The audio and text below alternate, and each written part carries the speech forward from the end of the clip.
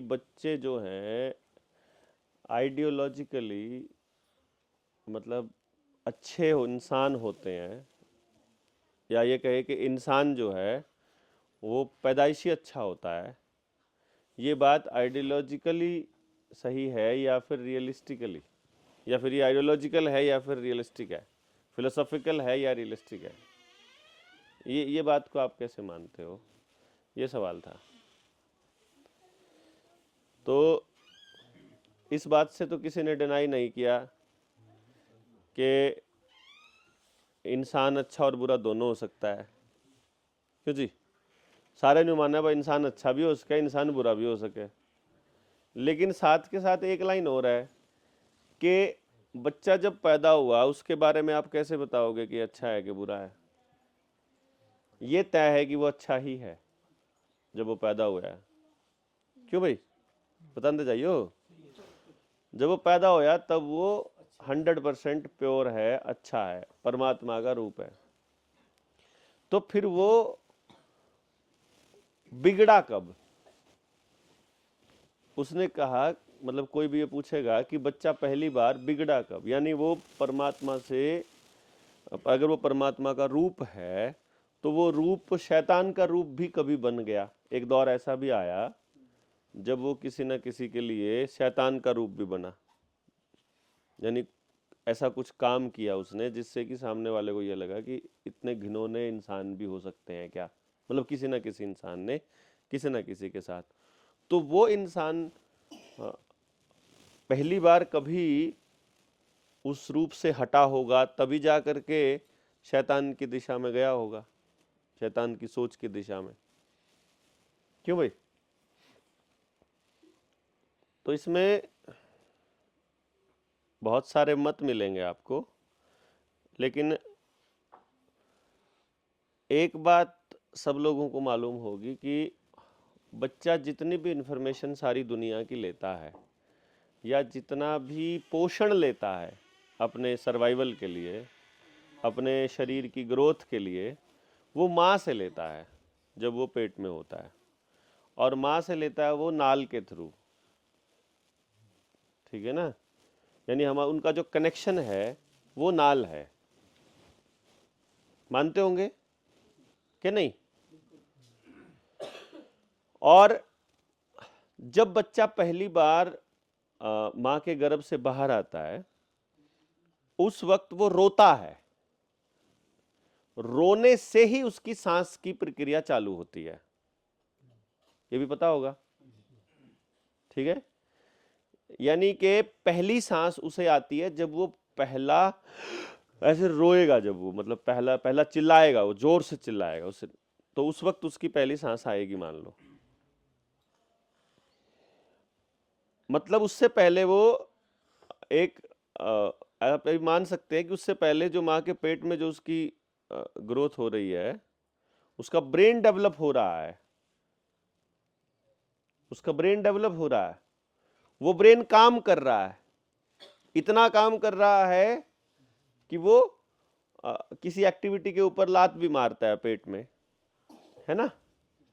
Hit करता है। ऐसी खबरें माँ बताती होती हैं कि भाई अभी जो है ना, ये ऐसा जब मैं फील करती हूँ तो ये परेशानी होती है।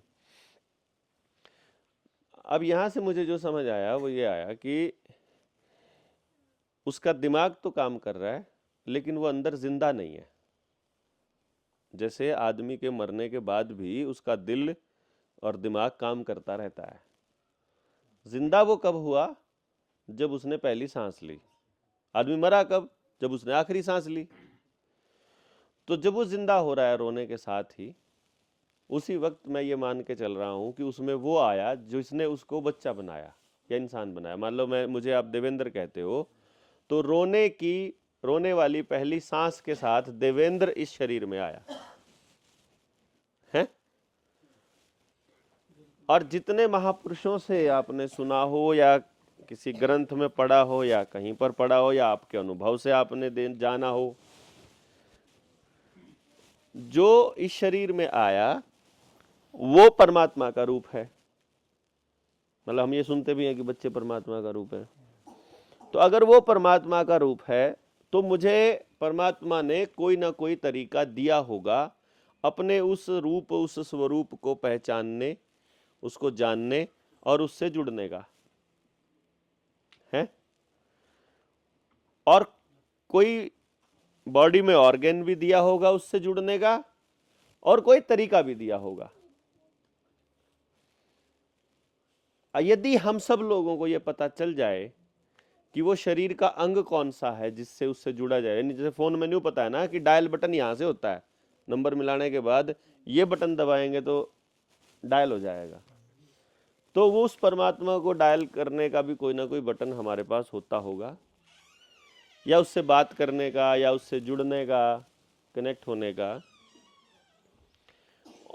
तो कोई बटन हो और कोई विधि हो, कोई तरीका हो डायल करने का। हमारे पास फास्ट डायलिंग एक तरीका होता है, हमारे पास वॉइस मैसेज से कह देते हैं कॉल करो फलाने ढिमकाने को, हम डायरेक्ट नंबर निकाल के डायल कर देते हैं, या नंबर डायल करके नाम डायल करके, कई बार नंबर डायल करके। तो इसके कई सारे तरीके हो गए ना, लेकिन काम एक ही है लास्ट पर्पज़ की, उससे कनेक्ट होना, बंदे से, अगले से उसके बेल चली जाए।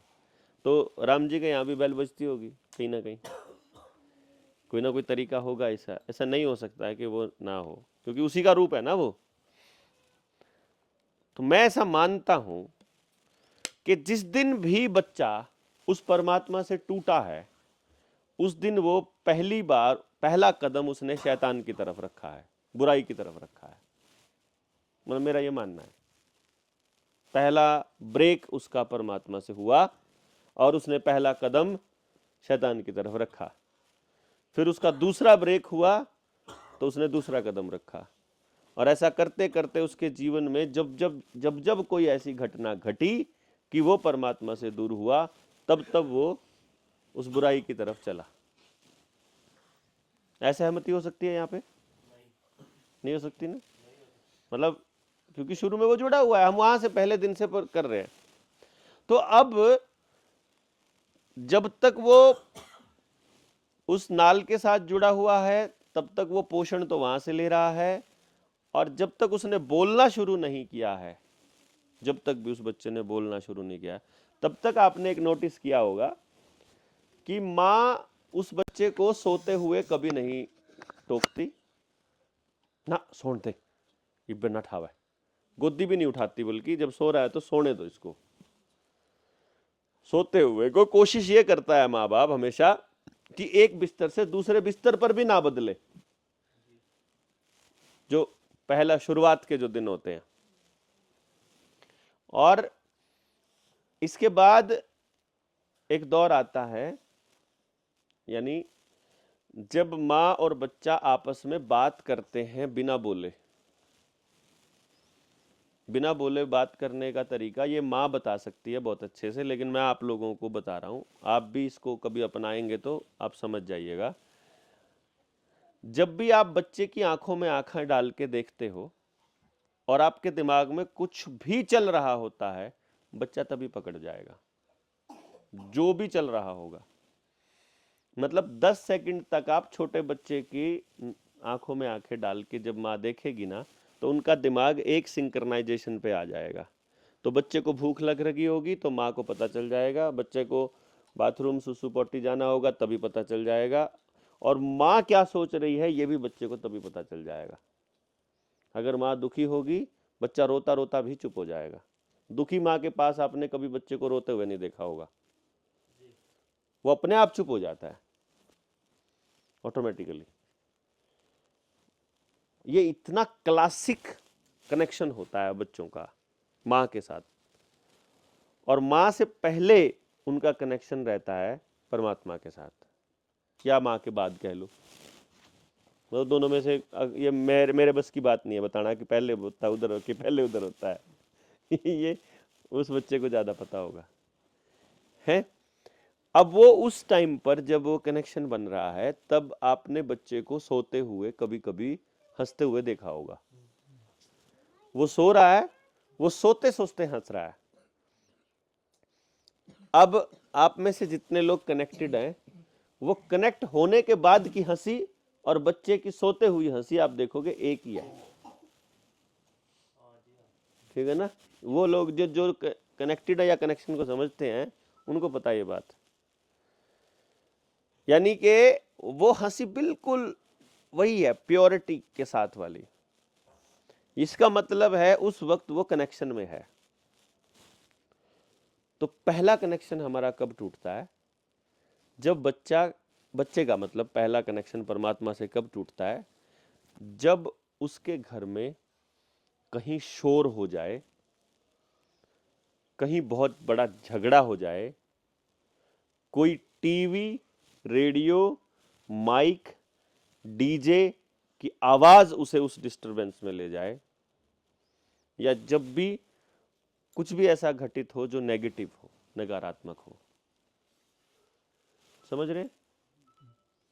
यानी जो यहाँ कनेक्शन को तोड़ता है, उस टाइम जो इरिटेशन आती है कि यार क्यों ये सब हुआ, उस वक्त की इरिटेशन वो बच्चा फील कर सकता है। और उसी टाइम उसका पहला कदम, आप ये समझो कि उसको किसी ने उधर धक्का दिया, अभी उसे ना अकल है क्या करना था, उसे ना पता है क्या करना था। और ऐसा आमतौर पे बहुत बार होता है।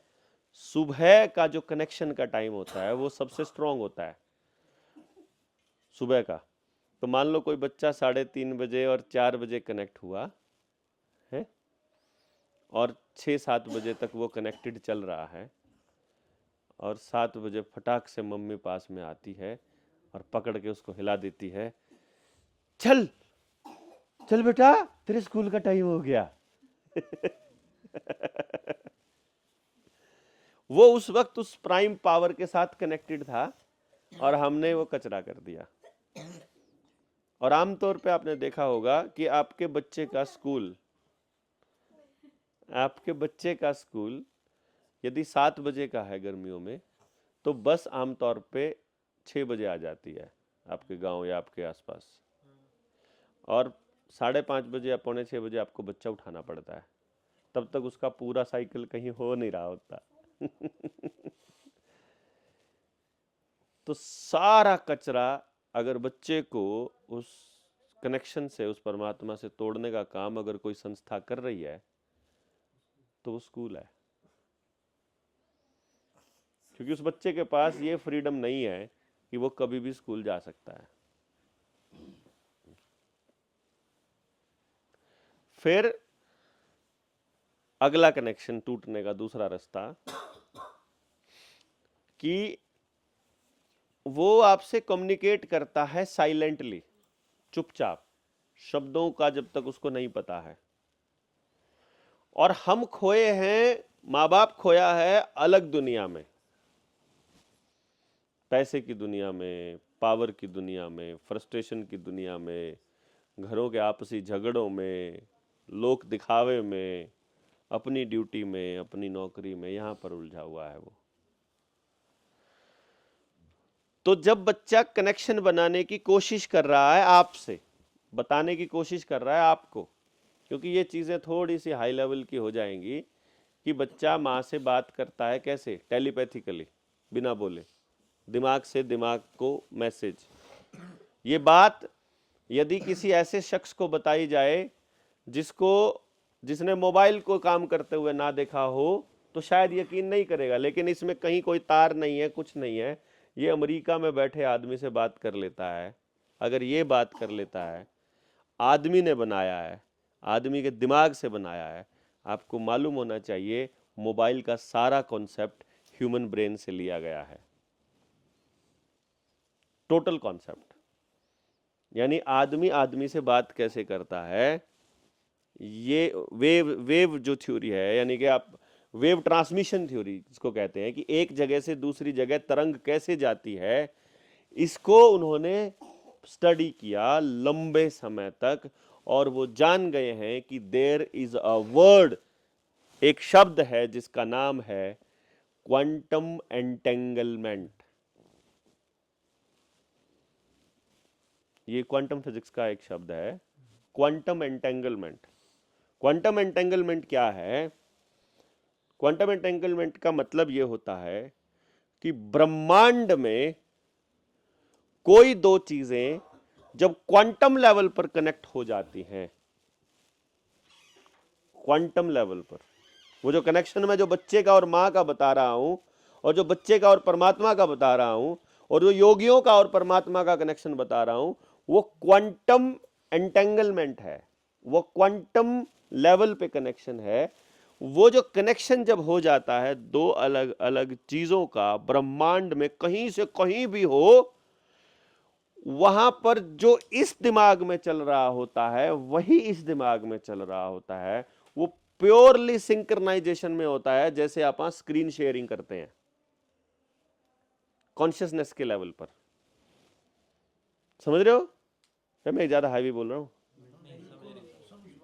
हैवी ना चली जाए बात, क्योंकि मैं सिंपल से सिंपल बनाने की कोशिश कर रहा हूं इसको, और कुछ चीजें साइंटिफिक टर्म्स के साथ बता रहा हूं। यानी जो यहां चल रहा है वही वहां चल रहा है। वहां कोई भी हो सकता है, दूसरा व्यक्ति हो सकता है, दूसरा जानवर हो सकता है, दूसरा बच्चा हो सकता है, प्योर कॉन्शियसनेस हो सकती है। सबका दिमाग एक जगह पर कनेक्टेड, अगर सारे कनेक्टेड हो तो सबका दिमाग भी वहां हो सकता है।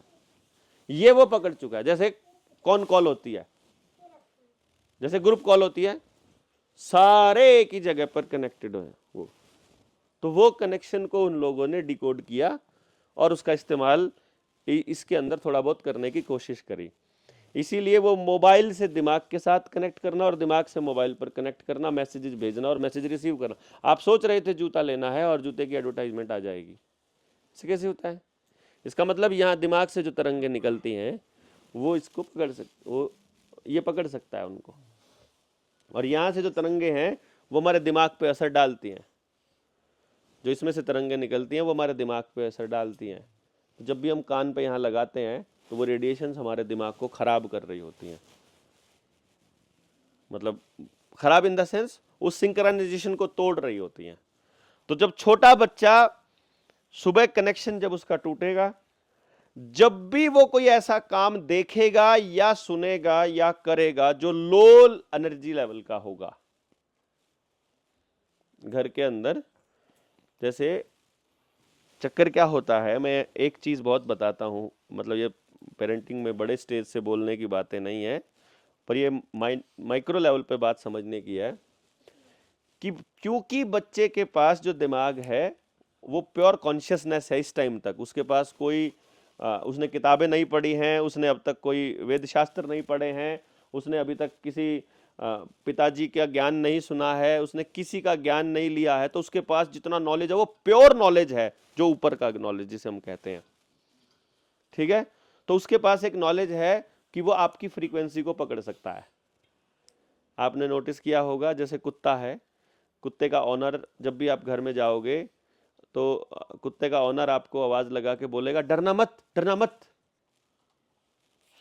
कुत्ते के दिमाग में आदमी से कई लाख गुना रिसेप्टर्स होते हैं जो आपके डर को रिकॉग्नाइज कर सकते हैं, जो आपके दिमाग की फ्रीक्वेंसी को रिकॉग्नाइज कर सकते हैं। इसीलिए कुत्ते को मतलब अलग अलग प्रजातियां कुत्तों की अलग अलग कामों के लिए इस्तेमाल की जाती हैं। कुछ कुत्ते गंध सूंघने में मतलब माहिर होते हैं, कुत्ते क्या लगभग सारे। तो इस फ्रीक्वेंसी की गंध बारूद की होती है, इस फ्रीक्वेंसी की गंध हमारे सामान की, कपड़ों की, जूतों की होती है, इस फ्रीक्वेंसी की गंध बीमारी की होती है। तो जितने टेस्ट आज तक मार्केट के अंदर एलोपैथी के अंदर हैं, वो सारे टेस्ट असल में कुत्तों से, जानवरों से, बिल्लियों से वेरीफाई करवाए गए हैं। आई बात समझ में? कैसे पता लगा कि एक्सरे से कैसे पता लगा कि ये चीज यहाँ पर ऐसी होगी तो बीमारी ये होगी? सीटी स्कैन करवाया, भाई टीबी है इसका, तो सीटी स्कैन में टीबी में कैसे पता लगा? तो पहले कुत्ते ने बताया ये स्वस्थ आदमी का लंग्स है और ये बीमार आदमी के फेफड़े हैं जिसको टीबी है। वो टीबी लेब्राडोग कुत्ता है, जो लेब्राडोग होता है ना, उसकी खासियत है बीमारियां पहचानने की।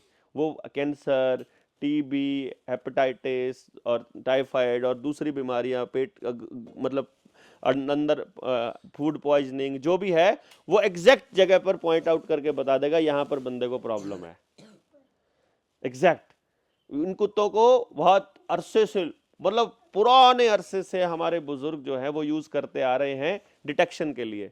कोई पानी डिटेक्ट करने के लिए, कोई डायरेक्शंस डिटेक्ट करने के लिए, कोई रखवाली के लिए, कोई भय डिटेक्ट करने में, किसी सामने वाले आदमी की अटैकिंग पोजीशन क्या होगी, इसके लिए एक जर्मन शेफर्ड सबसे बेस्ट कुत्ता है इस काम के लिए। इसलिए वो सबसे बड़ा अटैकर है, सबसे जबरदस्त अटैकर है, सामने वाले को मौका नहीं देता वो अटैक करने का, मतलब अगले वाले से पहले ही अगले की थॉट प्रोसेस को पहचान। दूसरे कुत्ते नहीं कर पाते बेचारे।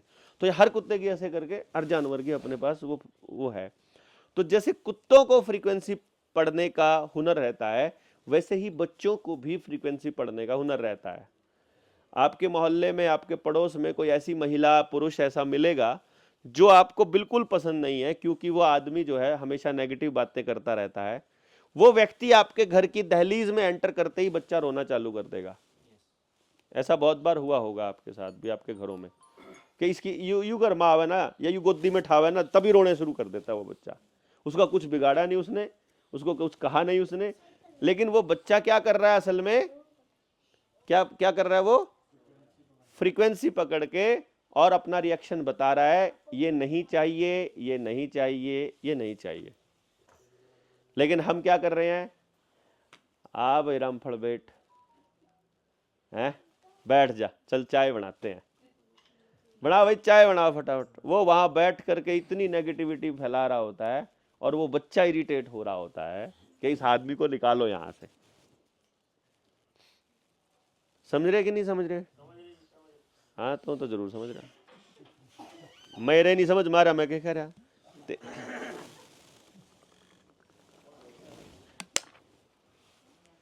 तो यहां पर हम अगला कदम दे रहे हैं उस बच्चे को अपने से दूर करने का। अपना कौन? उस बच्चे से, खुद से, यानी परमात्मा से।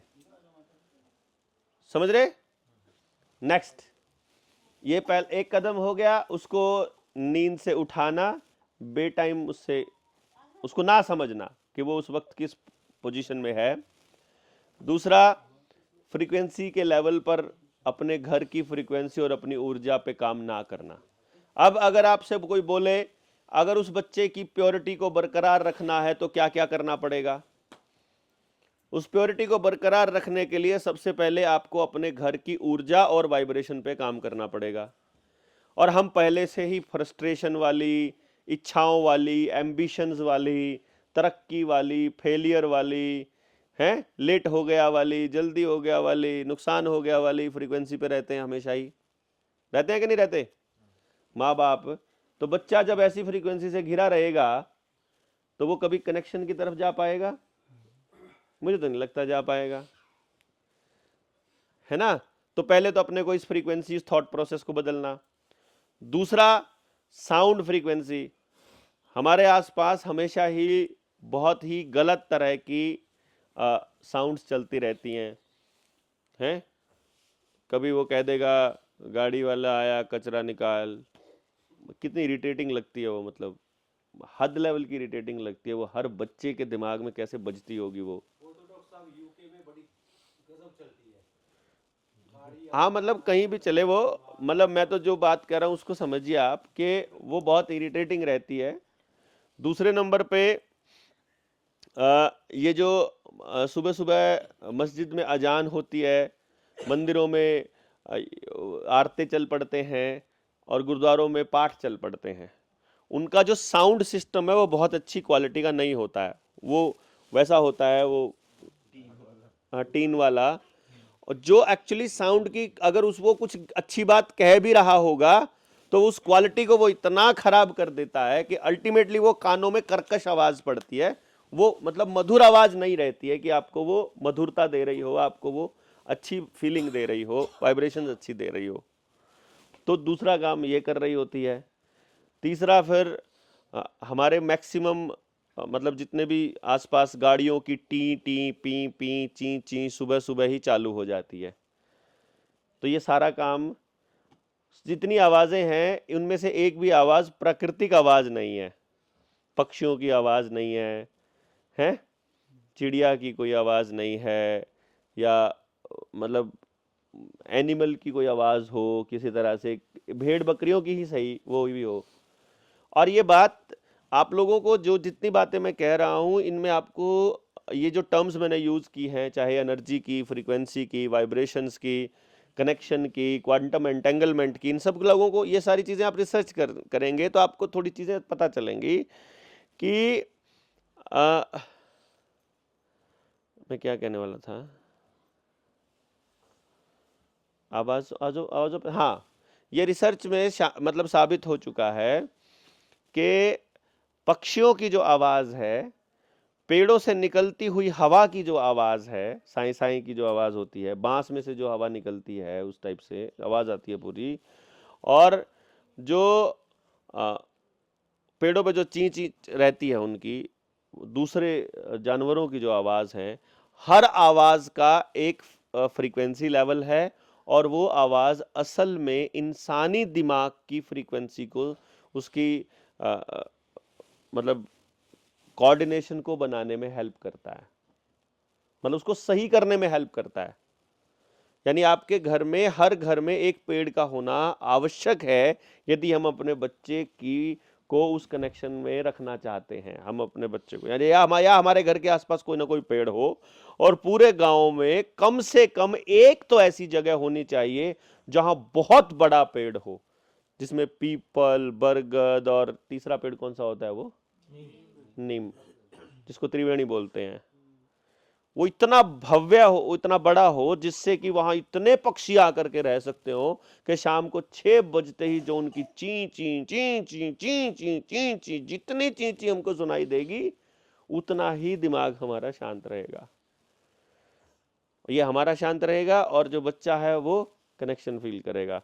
और जो खेत के अंदर अपने जो झिंगुर की आवाज़ है, इसकी मेंढक की जो आवाज़ है, ट्र ट्र ट्र, ये आवाज़ को जब आप सुनते हैं, इसकी फ्रीक्वेंसी को आप रिसर्च करिएगा कि मेंढक की जो साउंड है उसकी फ्रीक्वेंसी क्या है, और फिर हमारे दिमाग पे उस फ्रीक्वेंसी का असर क्या रहता है, तो आपको पता चले उसका भी प्योर काम एक ही है, हमारे दिमाग को, जितने ह्यूमन ब्रेन दिन में कचरा करके आए हैं, जो गंदगी फैला के आए हैं, कि कल इनको शायद अकल आ जाए, आज इस आवाज़ से वो शांत हो जाए। इसीलिए आपके पहाड़ में चारों तरफ ड्रिल मशीनें चल रही हैं, ठक ठक ठा ठा ठी ठी पी पी चा चा, आपको वो आवाज़, जो जंगल की आवाज़ है, वो सुनने ही नहीं देंगे, आपको वो कनेक्शन बनने ही नहीं देंगे, और आपके गांव में पेस्टिसाइड यूरिया डाल के खेत में जो झींगुर को ख़त्म ही कर देंगे, और आप जंगल से पेड़ पक्षियों की आवाज़ ना आ पाए, इसलिए हर गांव से जंगल ख़त्म करेंगे, हर गांव से।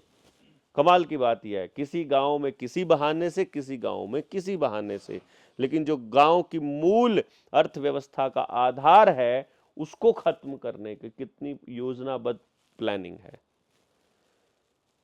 समझ आ रही?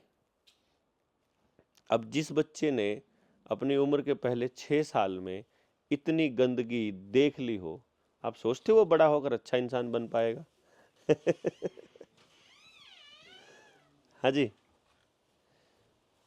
बताइए जनाब, हो पाएगा क्या? फिर भी हमारे कुछ बच्चे अच्छे निकल आते हैं, ये हमारा भाग्य है, हम तो कोई कसर छोड़ नहीं रहे उनका नाश करने में। क्यों जी? As a human being, system के तौर पे हम उनको कहीं भी कोई कसर नहीं छोड़ रहे, किसी भी तरह से हम उनको छोड़ने के लिए, मतलब हम तो तैयार ही नहीं है ना, हमको तो, हमें अपना, फिर उसके बाद उस बच्चे का कनेक्शन बनाने में फिर हेल्प करता है वो, जो मैं बटन कह रहा था कि कोई बटन तो होगा उस कनेक्शन को जोड़ने के लिए, वो बटन होता है यहाँ पाइनियल ग्लैंड, एंटीना। अब रेडिएशन को और वेव को समझना कितना आसान है। बचपन में हमारा टेलीविज़न होता था, कई बार तो वो थप्पड़ों से चलता था, और कई बार वो मतलब वो ब्लैक एंड वाइट टाइप का, और उसमें तार जुड़ी होती थी ऊपर एंटीने से। अगर एंटीना थोड़ा सा भी टेढ़ा हो गया उस रेंज में, जिस रेंज में वो वेव आ रही है, तो उसमें कनेक्शन टूट जाता था। वो जो आ रहा है स्क्रीन पे, मच्छर आने चालू हो जाते थे फिल्म की जगह, मतलब कुछ भी दिखने की बजाय ना आवाज आएगी ना ही तस्वीर आएगी। फिर एक आदमी ऊपर जाएगा, उस एंटीने को हल्का हल्का सेट करके, और फिर हम नीचे से आ गया आ गया आ गया आ गया यही सेट कर दे, दिल्ली का नहीं कर दे एंटीना। हाँ होता था ना, इसका मतलब अगर एंटीना सही जगह पर नहीं है तो वेव पकड़ी नहीं जा सकती, कनेक्शन नहीं बनेगा, बनेगा भी तो पता नहीं चलेगा। तो उसको चीज समझने के लिए एंटीना सही होना जरूरी है, एंटीना साफ होना जरूरी है, एंटीना सही जगह पर होना जरूरी है, एंटीना एक्टिवेट होना जरूरी है, उसके तार भी जुड़े होने जरूरी है। तो इस एंटीने को खराब करने के मैंने आपको तरीके बताए ही थे सिस्टम के पास। मेरे ख्याल यहाँ कोई ऐसा है नहीं जिसको ना पता हो। फ्लोराइड, वाईफाई, सफ़ेद लाइट, एलईडी की लाइट है, ग्लाइफोसेट, और क्या था, artificial smell, perfumes, aluminium, plastic, एक नई चीज़ ऐड कर लो तो ठीक है जी। ये सारी चीज़ें इस एंटीने को ख़राब करने का काम करती हैं। तो जी अब उसको सही और गलत का निर्णय कौन बताएगा भाई बच्चे को? या तो माँ बाप बताएंगे या फिर टीचर्स बताएंगे। ये दोनों पहले ही खराब हो चुके हैं इनके एंटीने सबके पहले ही खराब हो लिए हैं। ये सही गलत कैसे बताएंगे? इन्हें नहीं सही गलत पता। बताओ भाई, गलत के सही? सही कह रहा कि गलत कह रहा हूं? अब स्कूल के अंदर जो टीचर है वो टीचर नहीं है, वो एक नौकर है जो आपके बच्चे को सिर्फ इसलिए एंटरटेन कर रहा है क्योंकि उसने फीस दे रखी है और उसने तनख्वाह लेनी है, इसलिए वो उसको घेर के रखता जरूर है शाम 2 बजे तक। वो उसको अपना नहीं समझता, वो अपना कोई प्रोजेक्ट नहीं समझता, वो उसे अपना कोई स्टूडेंट भी नहीं समझता, वो उसे अपना बच्चा भी नहीं समझता, वो उसे कुछ समझता ही नहीं एक रोल नंबर के अलावा। क्यों जी? चाहे प्राइवेट हो चाहे सरकारी हो।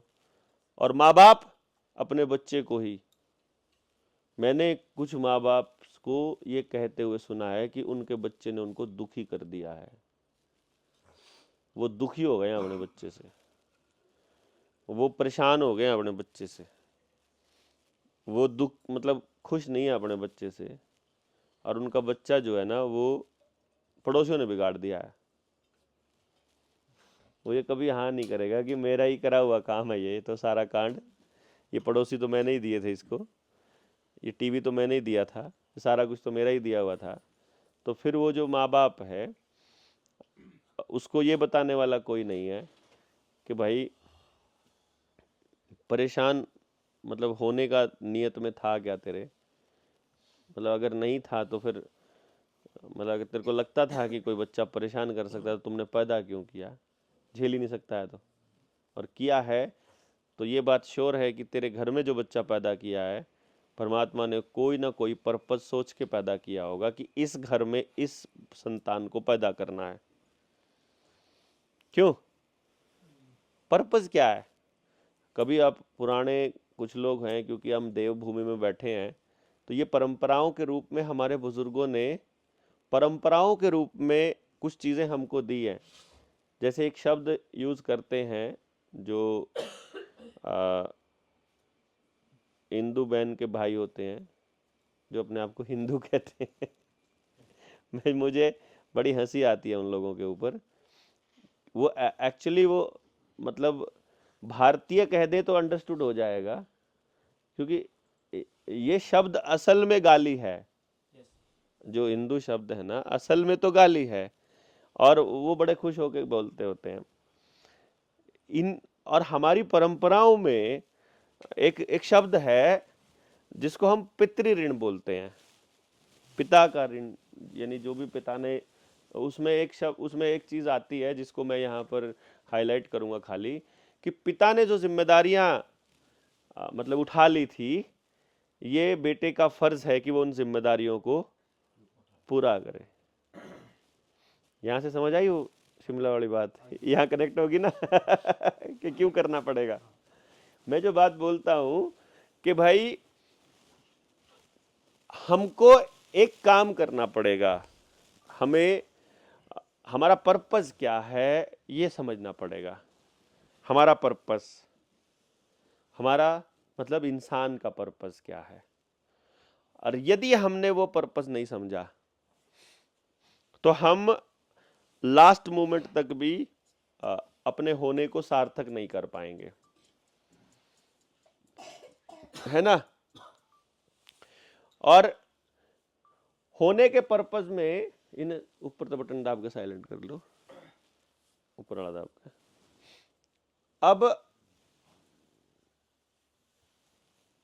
दो चीजें हैं जो डेफिनेट हैं आदमी के जीवन में, एक जीवन है यानी पैदा होना, जो पैदा हो गया है, और एक मृत्यु, मरेगा पक्का, वो 100% मरेगा, उसको दुनिया की कोई ताकत नहीं रोक सकती, है ना? क्यों जी? और हमारा फोकस बड़ा रहता है जब हम किसी के मरने पे जाते हैं, तो हम हर आदमी से ये पूछते हैं कि कैसे मौत हुई, कैसे मरा। उससे हम ये अंदाजा लगाते हैं असल में कि इस आदमी का आना सार्थक हो गया कि रह गया। यही है ना? जैसे कोई मान लो 100 साल पूरी कर गया हो, उसके पोते की भी शादी हो गई हो और बीमार भी ना हुआ हो और आराम से चैन से मतलब सारे परिवार में सुख शांति हो, तो जब वो गुजरता है तो सभी लोग ये कहते हैं कि भाई पार हो गया बंदा, हैं? अर्थी पे गुब्बारे भी लगा देते हैं, मतलब उसको उसका बड़ा करते हैं, उसके खुशी मनाते हैं, पूरे रिश्तेदारों को बुला करके उनको लड्डू खिलाते हैं, उसके जाने पर भोग करते हैं, बड़ा करते हैं। भाई हमने मतलब मरने पर खुशी मनाने का लॉजिक समझ में अगर हमें आ जाए कि यार किसी के मरने पर खुशी हो गई, इसका मतलब है कि हमने ये मान लिया कि उस व्यक्ति का जो पर्पस था इस धरती पे आने का वो पूरा करके जा रहा है, इसीलिए हम सब खुश हैं, इसलिए हम सब सेलिब्रेट कर रहे हैं उसके मरने को।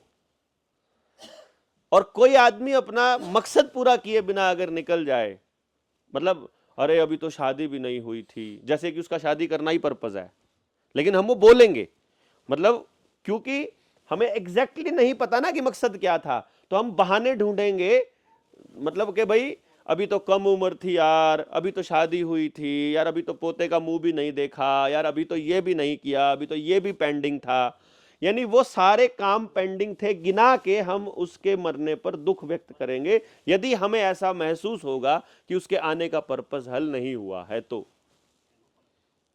लेकिन वहीं पर एक बच्चा जो मात्र 30 साल का या 25 साल का है और शादी से कुछ ही दिन पहले या शादी के कुछ दिन बाद वो आर्मी में वीर गति को प्राप्त हो जाए, शहीद हो जाए लड़ता हुआ, वहां पर फिर हम गर्व महसूस करते हैं। एक आदमी के तो 40 साल की उम्र में मरने पर दुख मना रहे थे, रो रहे थे कि यार ये भी पेंडिंग रह गया, ये भी पेंडिंग रह गया, और एक बच्चा जो 30 साल का और 25 साल का है उसके मरने पर हम फिर गर्व महसूस कर रहे हैं और कह रहे हैं मेरे एक बेटा और होता तो मैं उसको भी देश की रक्षा में भेज देता। दोनों अगर इंसान की फितरत को देखा जाए तो एक कॉन्ट्राडिक्टरी स्टेटमेंट है कि यार एक इंसान उसी उम्र के बच्चे के मरने पर दो अलग अलग तरह से बिहेव कैसे कर सकता है। लेकिन रियलिटी में वो उस बच्चे की मौत का नहीं बल्कि उस मौत के टाइप के ऊपर बात हो रही है कि वो मरा कैसे। दो ही मौत हमारे जीवन के उद्देश्यों को पूर्ण करती हैं, केवल दो ही मौत, यानी कि वही मौत सफल मानी जाएंगी। यानी इसका मतलब ये हो गया कि जो हमारा उद्देश्य था वो पूर्ण हो गया यदि हम दो तरीके से मर रहे हैं तो। एक मरने का तरीका ये है कि हम लोग निरोगी मरे, जब हम मर रहे हो मरने से पहले हम शांत हों और हम वैसे ही मरे जैसे पैदा हुए थे। मतलब वैसे ही मरे का मतलब क्या है, इसको एक्सप्लेन करें। जैसे बच्चा पैदा हुआ, फिर उसके दांत आए, फिर उसने बोलना चालू किया, इसी दौरान बीच में उसने पहले लिक्विड खाना चालू किया, फिर सॉलिड, है ना, ऐसा चलता है उसका प्रोसेस। फिर आखिर में मरना भी वही बढ़िया होगा जब पहले वो सॉलिड खाना छोड़े, फिर वो लिक्विड पे आ जाए, फिर वो लिक्विड भी छोड़े, फिर धीरे धीरे दांत चले जाएं, जैसे याददाश्त आई थी वैसे वैसे याददाश्त चली जाए, जैसे जैसे बोलना चालू किया था वैसे वैसे बोलना बंद कर दे।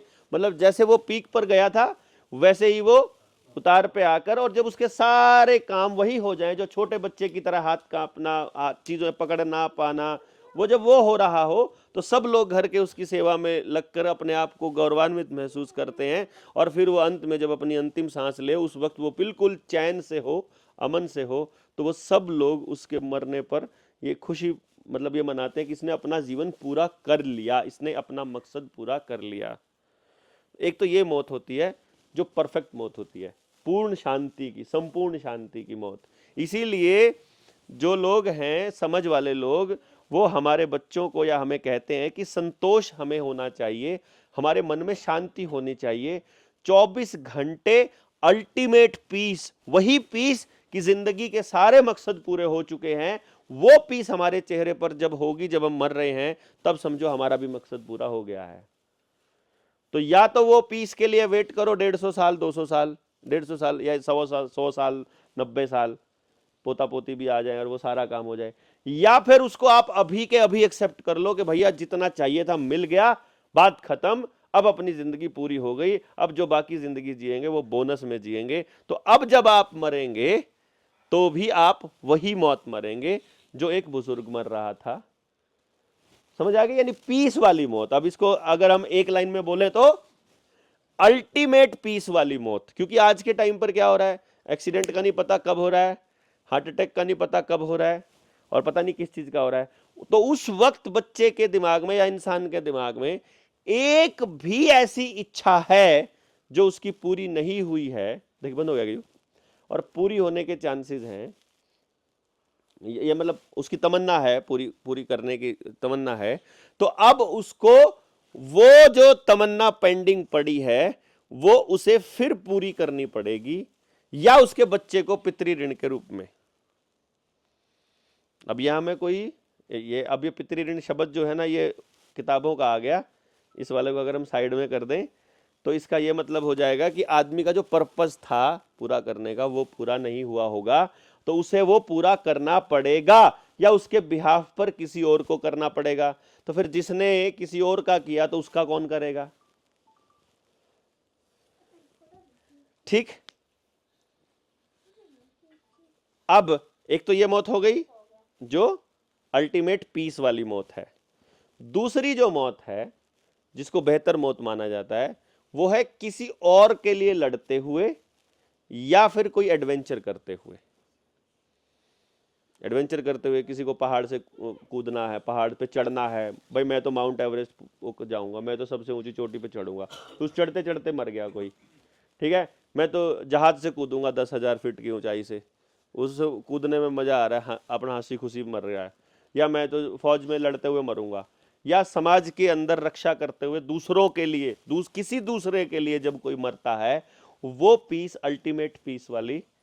क्योंकि आप मरना तो सबसे लास्ट काम है, अगर आप किसी और के लिए मरने के लिए तैयार हो जाते हो तो इसका मतलब है आप पहले ही अल्टीमेट पीस पे पहुंच गए, लास्ट पीस पे, तो अब आपका मरना सार्थक हो गया बेसिकली। तब भी लोग, मतलब आपके कई बार तो ऐसा होगा, देखो ना आप, नेताजी सुभाष चंद्र बोस की जयंती 23 जनवरी को है, 1945 में क्रैश हुआ, आज तक उनकी जयंती को मनाए जा रहे हैं। बताओ, मना ही रहे हैं ना उनके होने को, उनके फिर मरने को भी मनाएंगे लोग, वहाँ फूल मालाएं लगेंगी, उनको श्रद्धांजलि अर्पित की जाएगी, सबको थोड़ी याद किया जाएगा इस तरह से। खुद के घर वाले भी साल 2 साल में बरसी बुरसी मना के, कई बार तो 6 महीने में बरसी मना के पिंड छुटा लेते हैं कि छोड़ो यार क्यों हर साल का चंग पंगे में पड़े हैं। अगर हमने कोई ऐसा काम नहीं किया है ना कि हमने मकसद पूरा कर लिया, पर जिसने मकसद पूरा कर लिया उस व्यक्ति को सालों साल याद किया जाएगा, और वो कभी भी भूलता नहीं वो आदमी, क्योंकि वो आदमी जिसने मकसद पूरा किया है वो अपनी अगली पीढ़ी को इतना एक्सपीरियंस, इतना नॉलेज दे के जाएगा कि भूल ही नहीं सकती अगली पीढ़ियां उसको कभी तक भी। तो ये एक तरीका है। और अब ये बता दो कि हमारे बच्चे को अल्टीमेट पीस वाली मौत तक जाने के लिए क्या स्कूल तैयार कर रहा है? नहीं कर रहा ना जी। माँ बाप भी तैयार नहीं कर रहे, स्कूल भी तैयार नहीं कर रहा, और हमारी जो टीचर हैं वो पूरा दिन बच्चे को किस तरह से लपेट के रखते हैं ये हम लोगों को पता ही है। क्यों जी? तो अल्टीमेटली बड़ा नुकसान उस बच्चे को, जब भी उस विद्यालय में उस बच्चे को जाने अनजाने कोई भी ऐसी चीज पढ़ाई जाएगी जो उसको परमात्मा से दूर करती होगी। सबसे बड़ी दूर करने वाली चीज एक जो स्कूल में दी जाती है हमारे बच्चों को, वो है कंपटीशन। कंपटीशन यानी विद्यालय हमारे बच्चे को सह अस्तित्व में रहना नहीं सिखा रहा, बल्कि दूसरे बच्चों से आगे निकलना सिखा रहा है।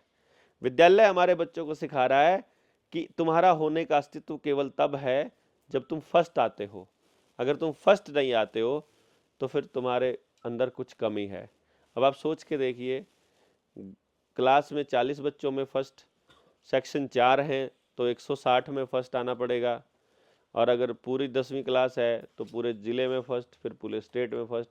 तो जब तक कोई बच्चा पूरी दुनिया में फर्स्ट नहीं आ जाएगा तब तक वो अपने आप का काम पूरा मानेगा नहीं। तो इस तरह से वो हर बच्चे को शैतानी ताकतों की तरफ लेकर के जा रहे हैं, तो सीधे तौर पर, डायरेक्टली या इनडायरेक्टली। बात समझ में आ रही है कि वो हर कदम उसे परमात्मा से दूर कर रहे हैं, कि उसका सहभागी, उसका सहपाठी ही उसका कॉम्पिटिटर बन गया है। अब उसे अपने सहभागी को ही मात देनी है, अब उसे उसी से आगे निकलना है, अब उसको उससे ऊपर जाना है, उसको नीचा दिखाना है। तो ये हर कदम उसका, हर मूवमेंट जब वो पढ़ाई पढ़ रहा है तो वो सीखने के लिए नहीं बल्कि सामने वाले को हराने के लिए पढ़ रहा है। मूल में देखो कितनी गंदगी भरी है हमारे बच्चों के इन लोगों ने, इसको समझना जरूरी है। और इस गंदगी को निकालने का रास्ता एक ही है कि जब हमें चीजें समझ में आ जाएंगी तो हम अपने बच्चों को क्या देना है ये समझ पाएंगे। एक्चुअली कैसा टीचर चाहिए हमारे बच्चों को पढ़ाने वाला, किस तरह की मेंटालिटी का पड़ोस चाहिए हमको, नहीं अभी प्रेजेंट में दे पा रहे हैं तो तैयार करना पड़ेगा, उन लोगों से भी कॉन्टिन्यूसली बात करनी पड़ेगी। नहीं करेंगे तो ये काम बच्चे को करना पड़ेगा, आपका बच्चा नहीं करेगा उसके बच्चे को करना पड़ेगा, और मुश्किल होता जाएगा। लेकिन एक दिन बिल्कुल सत्यानाश हो जाएगा तो अगली पीढ़ी करेगी ही करेगी, करना ही पड़ेगा, कोई रास्ता नहीं है, यही आना पड़ेगा सबको इसी काम को करने के लिए। यही कोई रास्ता है ही नहीं है ना। बताओ आप भाई, गलत रास्ते जा रहे हैं, गलत रास्ते जाते जाते कभी तो एक्सट्रीम में जाकर गड्ढे में गिरोगे ही, तो फिर उस दिन जीरो से शुरू करना पड़ेगा। क्यों जी? उस दिन हमको गालियां मिलेंगी। वो हरामी दादा क्या कर रहा था 2025 में जब वहां सारे पेड़ कट रहे थे है? हमारा पूरा का पूरा सब कुछ उड़ा दिया क्यों जी? है? तो वो इसलिए हमें गाली ना पड़े हमारी अगली पीढ़ियों से, तो इस पीढ़ी को कुछ ना कुछ कहीं करके थोड़ा बहुत डायरी वारियों में लिख जाए ना, ताकि अगली पीढ़ियां पढ़े तो कहे ना भाई कुछ तो लड़ाई था बूढ़ा।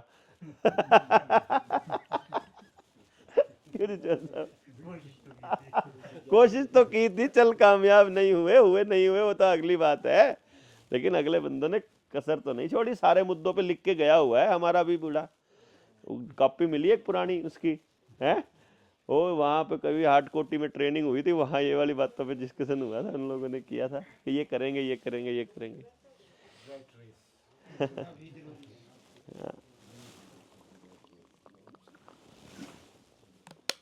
तो अब आप केवल इतना हिसाब लगा लीजिए, ज्यादा नहीं कहेंगे हम, कि जब बच्चा परमात्मा की तरफ नहीं जा रहा है, सोचना जरा ध्यान से सोचना, यहां पर दो ही दिशाएं हैं, एक लेफ्ट और एक राइट, ठीक है? तो अगर वो राइट नहीं जा रहा है यानी परमात्मा की तरफ नहीं जा रहा है, तो किधर जा रहा है और चल रहा है?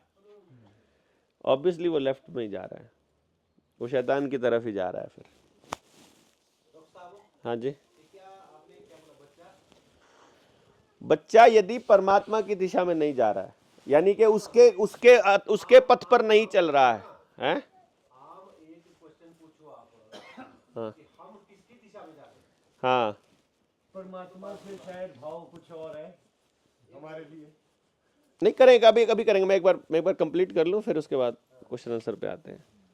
यानी कि यदि हम चल ही रहे हैं, इसको मैं अगर दूसरी टर्म्स में, इसको टर्मिनोलॉजी में अगर इसको बदल के आपको बोलूं तो इसका यह मतलब है कि हम यदि चल ही रहे हैं और हमारे पास दो चॉइस है, या तो हमको मालूम ही नहीं है कि हम कहाँ के लिए चल रहे हैं, हमें चाहिए क्या, और दूसरा यह कि हम सही नहीं चल रहे हैं तो फिर हम गलत चल रहे हैं। इसको ऐसे भी कह सकते हो, या तो सही नहीं है या गलत या गलत। हाँ हाँ, कोई बात नहीं, ठीक है जी। इसको पॉज कर लो, फिर क्या बताऊँ, उन्हीं से सवाल पूछ लो। हम लोग अपने आप को खोजने की कोशिश इसलिए नहीं करते क्योंकि बचपन से जो व्यवस्था है, यहाँ तक कि हमारी पेरेंटिंग और टीचिंग, ये दो चीज़ें ऐसी हैं, पेरेंटिंग और एजुकेशन, ये दो चीज़ें ऐसी हैं ज़िंदगी में सबसे ज़्यादा इम्पैक्ट डालती हैं। स्कूल में जाने से पहले हमारे माँ बाप के साथ हम बच्चा रहता है, और स्कूल जाने के बाद फिर टीचर का, और दोनों का ही रोल एक ऐसा बच्चा बनाने का है जो उनके बनाए हुए सांचे में ढल सके, जो उनके बनाए हुए मतलब पैरामीटर पे फिट हो सके, कि सुबह इतने बजे उठता हो, ये काम करता हो, इतनी बातें मानता हो, इतनी बातें ना मानता हो तो गलत बच्चा है, ये वाले काम करता हो तो अच्छा बच्चा है, ये वाला काम नहीं करता है तो गलत है, गुड बॉय बैड बॉय। इसी में हमने उलझा के उसे रखा और उस बच्चे को ये बताया कि जैसा हम चाहते हैं तुमको वैसा करना है, तुम वैसा करोगे तो तुम एक अच्छे बच्चे बनकर उभरोगे, और यदि तुम ऐसा नहीं करोगे तो तुम फिर सही नहीं हो।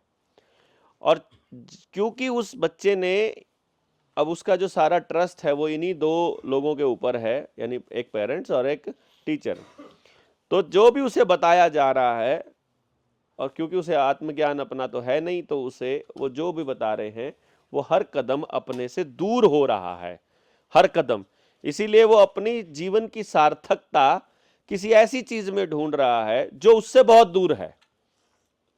और जिसको हम कह रहे हैं खुद को जानने की बात और खुद को पहचानने की बात, तो भाई उसके लिए तो आपको अंदर जाना पड़ेगा, और अंदर जाने का रास्ता आपके पास है नहीं, आपको किसी ने बताया नहीं। क्योंकि पंगा ये है अंदर जाने के रास्ते का कि अगर मैंने अपने अंदर जाने का रास्ता ढूंढ लिया है तो वो मेरा रास्ता है और मैं किसी और का रास्ता नहीं बता सकता। तो कोई आदमी किसी के अंदर जाने का रास्ता यदि बता रहा है तो वो फ्रॉड है, वो झूठ बोलता है। हाँ, वो गलत है ना।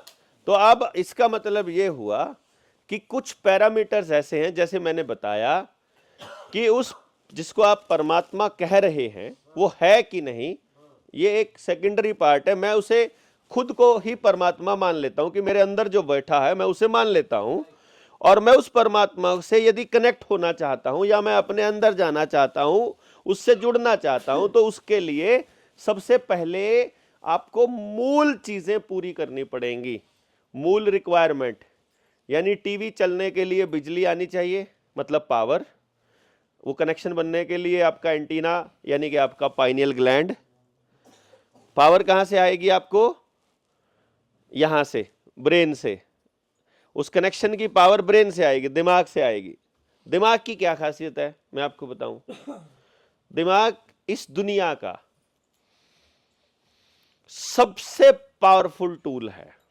हमारा दिमाग सबसे पावरफुल टूल, हमारे हाथों से, हमारे पैरों से, हमारे मतलब पूरी दुनिया से पावरफुल टूल है। सिर्फ इस दिमाग की बदौलत ही, जो आपने बताया था ना कि चीजें हिला सकते हो आप इस दिमाग से, आप इस दिमाग की ताकत से चीजों को हिला सकते हो। एनर्जी मैनिपुलेशन में आप इस दिमाग की ताकत से अपने लिए जो चाहे हासिल कर सकते हो।